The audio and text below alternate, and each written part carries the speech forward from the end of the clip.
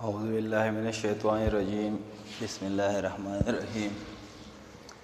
Okay students of faculty of health faculty کے students جو third semester کے students medical ethics subject ہے. آج جو ٹاپک ہم ڈسکس کریں گے وہ ہے code of ethics. Code of ethics basically ایک پرنسپلز ہوتے ہیں، اصول رولز ہوتے ہیں جو ایک فزیشین کے لیے یا جو اور health care provider like nurses, paramedical staff وغیرہ وغیرہ، ان کے لیے ایک ملک یا انٹرنیشنلی بین الاقوامی سطح پر کچھ اصول بنائے گئے ہوتے ہیں، ایتھکس کوڈز بنائے گئے ہوتے ہیں، رولز پرنسپلز بنائے ہوتے ہیں جس کو ایک مریض کے صحیح علاج کے لیے امپلیمنٹ کرنا ہوتا ہے. تو اس کو ہم کوڈ آف ایتھکس کہتے ہیں. اس رولز اور اس پرنسپلز کو ہم کوڈ آف ایتھکس کہتے ہیں جو ایک فزیشین کے لیے یا پریکٹیشنر کے لیے یا اور health care providers like nurses, paramedical staff وغیرہ کے لیے بنائے ہوتے ہیں، ایک اسٹینڈرڈ اصول ہوتے ہیں. So code of ethics means the standard of acceptable behavior developed by and for members of a profession is called code of ethics. Code of ethics وہ اسٹینڈرڈ ہوتے ہیں، وہ اصول ہوتے ہیں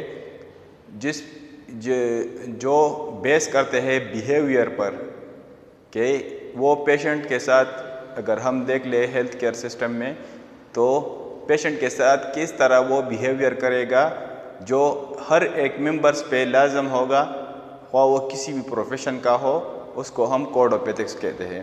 کوڈ آف ایتھکس صرف میڈیکلی ایتھکس میں نہیں ہوتے ہیں، مینس کہ یہ ہر ایک پروفیشن میں ہوتے ہیں. فار ایگزامپل اگر وکلاء ہے تو ان کے لیے بھی کوڈ آف ایتھکس ہوتے ہیں، اصول بنائے گئے ہوتے ہیں جس پر اس کو عمل درآمد کرنا ان کا فرض ہوتا ہے.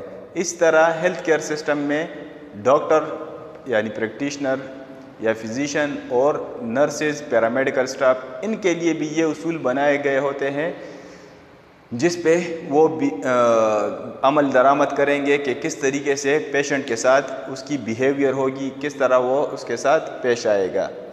تو اس کو ہم کوڈ آف ایتھکس کہتے ہیں. کوڈ آف ایتھکس صرف میڈیکل ایتھکس میں نہیں آتے، اور بھی جو بھی پروفیشن ہے اس کے اپنے کوڈ آف ایتھکس ہوتے ہیں. چونکہ ہمارا ٹاپک تو میڈیکل ایتھکس کے حوالے سے ہے تو ہم کوڈ آف ایتھکس کو میڈیکلی دیکھیں گے. سو نیکسٹ ہے کہ the code of ethics defined standards of conduct for health professional. یہ کیا کرتا ہے جو کوڈ آف ایتھکس ہے میڈیکل ایتھکس میں، یہ ڈیفائن کرتا ہے اسٹینڈرڈز، مینس کہ ان اسٹینڈرڈز یا ان اصولوں پہ ایک ہیلتھ پروفیشنل چلے گا، اس کے اگینسٹ نہیں جائے گا. سو دا پرائمری ایم، اب اس کی اہمیت کیا ہے، کیوں ہم یہ کوڈ آف ایتھکس بنائے گئے ہیں.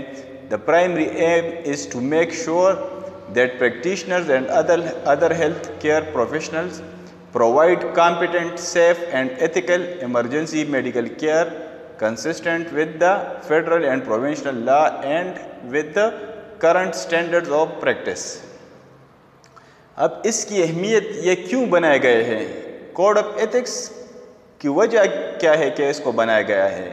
تو اس میں جو مین ایم ہے، جو مقصد ہے، وہ یہ ہے کہ اس بات کو لازم کیا جائے، میک شور کیا جائے کہ جو پریکٹیشنر ڈاکٹرز کو کہتے ہیں، جو پریکٹیشنر لفظ میں یوز کروں گا یا فزیشین لفظ میں یوز کروں گا، یہ ڈاکٹر کے لیے یوز ہوتے ہیں. اور and other health care professional, جو پریکٹیشنر کے علاوہ اور ہیلتھ کیئر پروفیشنل ہوتے ہیں. اور ہیلتھ کیئر پروفیشنل میں کیا آتا ہے، نرسز ہو گئے، پیرامیڈیکل اسٹاف ہو گئے، فارماسسٹ ہو گئے، یہ سارے ادر ہیلتھ کیئر پروفیشنل میں آ گئے کہ وہ کیا کریں گے، provide competent, safe and ethical emergency medical care, کہ وہ مریض کو کمپیٹنٹ، سیف، جو بغیر نقصان کے ہو، اور ایتھیکل، جو ایکسیپٹیبل ایمرجنسی میڈیکل کیئر ہے وہ پرووائڈ کرے گا consistent with the federal and provincial law, اور اس بات کو بھی نظر میں رکھے گا کہ یہ جو کام وہ کر رہا ہے وہ فیڈرل اور پروونشل لا مینس قانون کے اگینسٹ نہیں ہوگا، and with the current standard of practice, اور جو وہ اپنا پریکٹس کر رہا ہے یا جو ہیلتھ کیئر پرووائڈ کر رہا ہے پیشنٹ کو، وہ جو کرنٹ اسٹینڈرڈس ہے پریکٹس کے اس کے مطابق ہوگا۔ کرنٹ اسٹینڈرڈ آف پریکٹس مطلب کہ جو آج کل ٹیکنالوجی ہے اس کے مطابق وہ اس کا علاج کرے گا، ٹھیک ہے۔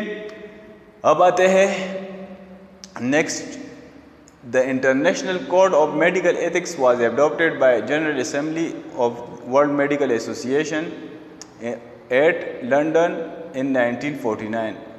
1949 میں جو پہلا international code of medical ethics means کہ جو سارے دنیا کے ڈاکٹرز ہیں ان کے لیے لازم ہوگا، یہ general assembly of world medical association WMA جو ہے ایک ایسوسیشن ہے جو میڈیکل صحت کے حوالے سے کام کرتا ہے۔ انہوں نے 1949 میں پہلے ایک اصول بنائے تھے کوڈ آف میڈیکل ایتھکس کے، جو پھر امینڈمنٹ اس میں 1968 میں ہو گئی، مینس کہ اس میں چینجز ہو گئے، پھر 1983 میں اس پہ چینجز ہو گئے اور 2006 میں چینجز ہو گئے ہیں۔